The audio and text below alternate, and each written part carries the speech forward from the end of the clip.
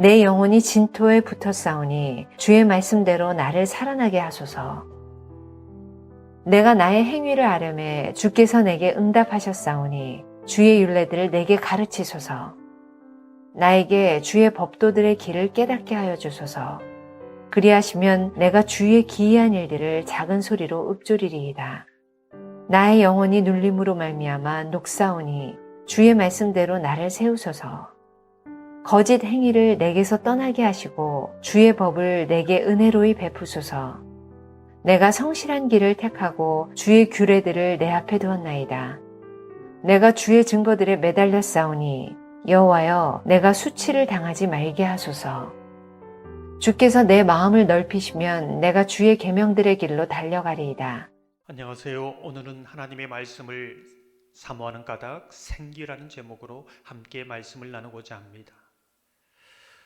오늘 보면 내가 하나님의 말씀을 사모하는 까닭은 무엇인가 질문하고 그 답을 또한 찾아가는 것이지요. 25절 보면 내 영혼이 진토에 붙어 싸우니 주의 말씀대로 나를 살아나게 하소서. 진토에 붙었으니 다윗은 지금 큰 고통과 슬픔 가운데 있습니다. 사람을 흙으로 만들지 않습니까? 사람의 형태는 있는데 마치 생명이 없는 죽은 사람과 같습니다. 완전 무기력 상태에서 자리를 털고 일어날 의욕조차 없는 것이지요. 마치 땅바닥에서 무엇인가 잡아 당기는 것 같습니다. 끝없이 땅속으로 빨려 들어가는 절망 가운데 있는 것이지요. 나를 살아나게 하소서. 나에게 새로운 생기를 주시고 새로운 활력을 주셔서 나로 살게 하소서 간절히 기도하고 있는 것이지요. 일반적으로 환경을 바꾸어 주옵소서, 상황을 바꾸어 주옵소서, 고난을 건져 주시옵소서 이렇게 기도하지 않습니까? 그러나 더 본질적인 해결책, 내 영혼의 강건함으로 고난을 뛰어넘고 상황 속에서 헤쳐나갈 수 있는 힘이 된다는 것이지요. 그게 진정한 힘이라는 것입니다. 일반적으로 내가 물질의 힘이 있으면은 무엇이든지 할 수 있다고 생각하는 사람이 얼마나 많은지요. 또 어떤 사람들은 이제까지 살아온 경험과 연륜이 많아서 산전수전을 다 겪어와서 웬만한 어려움은 다 헤쳐나갈 수 있다고 그것이 힘으로 삼고 있는 사람이 얼마나 많은지요. 지금까지 살아오면서 병원에 한 번도 가지 않아서 건강에는 자신이 있다고 생각하는 사람이 얼마나 많은지요. 난 아직도 팔팔하게 젊은이 끄떡없다고 많은 사람은 얼마나 많은지요. 정말 그렇습니까? 육체적인 생명, 영혼의 생명은 하나님께서 주셔야 합니다. 하나님께서 생기를 주시고 힘을 주셔야 살아갈 수 있는 것이지요.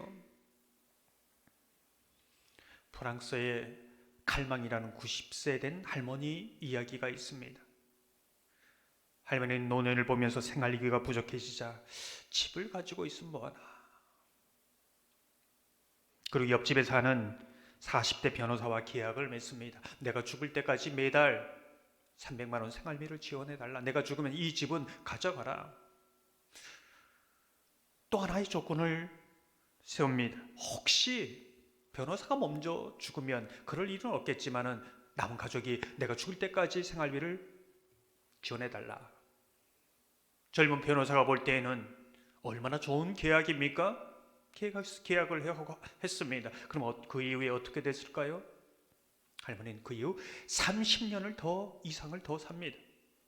변호사가 먼저 죽고 남은 가족이 2년 동안 더 할머니의 생활비를 지원했다는 이야기지요.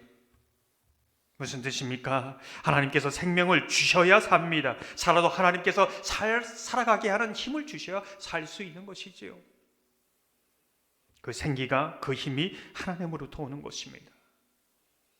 이사야서 40장 29절에서 31절을 보면 피곤한 자에게는 능력을 주시며 무능한 자에게는 힘을 더하시나니 소년이라도 피곤하며 곤비하며 장정이라도 넘어지며 쓰러지되 오직 여호와를 앙망하는 자는 새 힘을 얻으리니 독수리가 날개치며 올라감 같을 것이요 다른 박질하여도 곤비하지 아니하겠고 걸어가도 피곤하지 아니하리로다.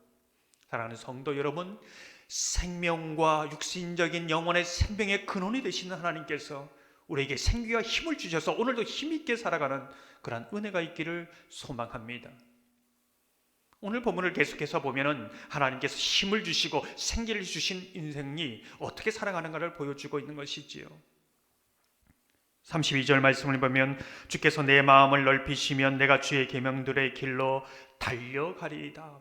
넓은 마음을 가지고 달려가는 인생을 살게 된다는 것이지요. 구약을 보면 솔로몬이 지혜를 구할 때 하나님께서 지혜를 주십니다. 그 지혜가 무엇입니까? 하나님과 사람 사이에 마치 종이 주인에게 듣는 것처럼 겸손히 하나님의 말씀을 들을 때 그것이 지혜라는 것이지요. 31절을 보면 내가 주의 증거들에 매달려 싸우니 여호와여 내가 수치를 당하지 말게 하소서. 하나님의 말씀을 듣는 모습을 어떻게 말씀합니까? 매달려 싸우니 이 의미는 초강력 본드로 딱 붙어 있다는 것입니다. 하나님의 말씀과 내가 붙어 있고 절대 떨어질 수 없다는 것이죠. 그렇게 하나님의 말씀을 듣는 것입니다.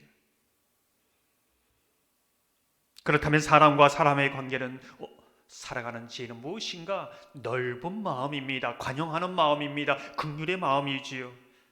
넓은 마음을 가진 사람은 인생을 힘차게 달려갑니다.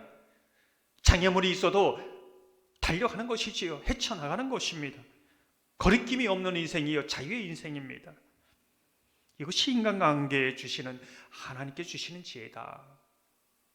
이와 반대로 생기가 없을 땐 마음이 좁아집니다. 마음이 좁아지면 사사건건 트집을 잡고 내 마음이 좁으니 사람에 대해서 섭섭합니다. 내 고집대로 살려고 하니 마음의 평안도 없습니다. 남이 잘 되는 것도 좋아 보이지 않습니다. 잠언 14장 30절을 보면 평온한 마음은 육신의 생명이나 시기는 뼈를 썩게 하느니라. 좁은 마음은 뼈를 썩게 하고 육신과 마음을 병들게 하는 것이지요. 넓은 마음이 정말로 이 땅을 살아가는 사람과 사람과의 관계 속에서 진정한 지혜요, 진정한 은혜라는 것입니다. 사랑하는 성도 여러분, 내가 하나님의 말씀을 사모하는 까닭은 나에게 생기를 주셔서, 나에게 힘을 주셔서 힘있게 살아가는 은혜인 것을 말씀하고 있습니다. 그러한 은혜가 저와 여러분 가운데 있기를 소망합니다. 좁아진 마음이 아니라 넓은 마음을 가지고 달려가는 인생 되시기를 주님의 이름으로 축원합니다.